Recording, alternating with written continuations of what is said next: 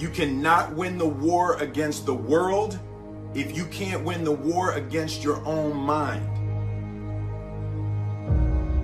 Self-discipline is the center of all material success. 99% of people are not willing to do what it takes to make their dreams come true. The Marines have a saying, everybody wants to go to heaven, but nobody wants to die. And that's just real. At the center of bringing any dream into fruition is self-discipline. Something as simple as food and eating is not about your body as much as it is about your mind. It's getting command of your mind to be able to choose actions that are in your own best interest. A lot of people are just trying to change. A lot of times, like I just did a podcast on habits, right? How to be able to adopt new habits and also delete and get rid of, break bad habits, right? And so a lot of people always want to usually make a change on behavior. They want to get themselves to work out. They want to get themselves to meditate. They want to get themselves to read more each day. They want to get themselves to X, right? Or they want to stop some behavior. They want to stop smoking. They want to stop eating this food. They want to stop, I always tell people, stop checking your phone the first hour of the day. You've heard this many times, right? You win the first hour of the day, you win the day. Every day, we are choosing shit that's not in our own best interest, right? So if the world is attacking you and the world wants to fight you and the world's trying to hold you down, so you're gonna kick yourself in the balls? So you're gonna stop yourself from getting what you dream. When I want to transform or transcend or make a real positive change, I'm looking at all the other areas of ourself. So I'm looking at, for example, our environment. Are people setting up their environment to win? So change doesn't just happen at this level of behavior, but what you have to change the environment. So for example, if you want to stop eating a certain food, it helps to be able to have not have that food in your home, right? So you change the environment. In life, we must all suffer one of two pains: the pain of discipline or the pain of regret. I'm asking you, choose wisely.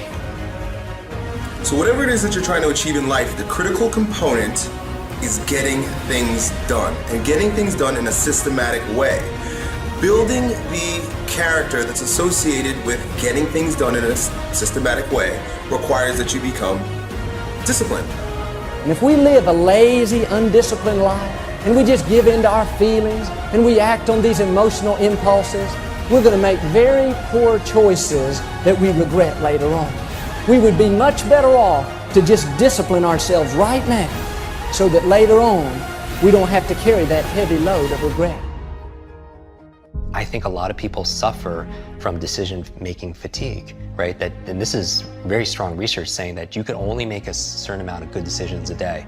And after that is spent, you can't anymore. And that's really been fine-tuned in the medical field with surgeons and such, in terms of seeing their, where they're making their errors and stuff with early on in the day or later in their days and stuff like that. But we all, as entrepreneurs or as employees and executives or as parents, we all can make a certain amount of decisions. And that's why, people like Mark Zuckerberg or Tony Hsieh, they wear the same t-shirts and sweatshirts all the time because they don't want to spend, use up one of their decisions thinking, oh, what am I going to wear today, right? And so my goal is to streamline my life, put the routines, the first hour of the day and the last hour of the day, I really micromanage to the point where it's habitual. I don't even have to think about it.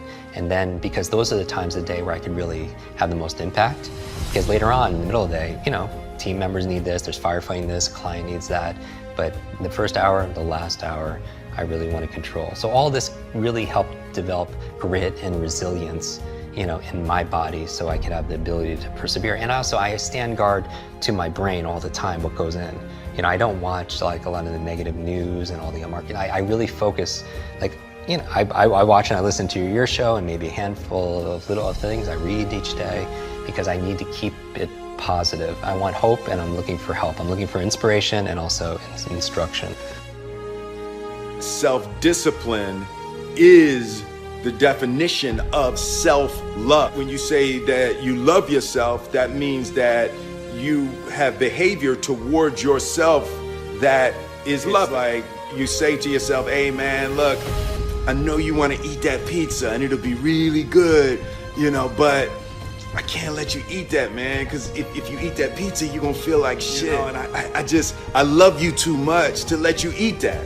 And I think the word discipline has kind of gotten a bad name. We think about it in terms of punishment. I'm not talking about discipline in that way. I'm talking about discipline in the sense that you forego immediate pleasure for the exchange of long-term self-respect. Self-love is when you say to yourself, man, look, I know you and that girl got a real connection. I know y'all vibe, but that's your girl's cousin. So I love you too much to let you do that. Self-love is, hey, look, I know you got a test on Monday, you know. I know you really want to go out with your friends. It's Saturday night, you want to go out, but if you fail that test, you're not going to feel good about yourself. You know, I love you too much to let you go out tonight. Self-discipline is self-love. If you want to be happy, you have to love yourself, which means you have to discipline your behavior. The road to sustained happiness is through disciplining your behavior.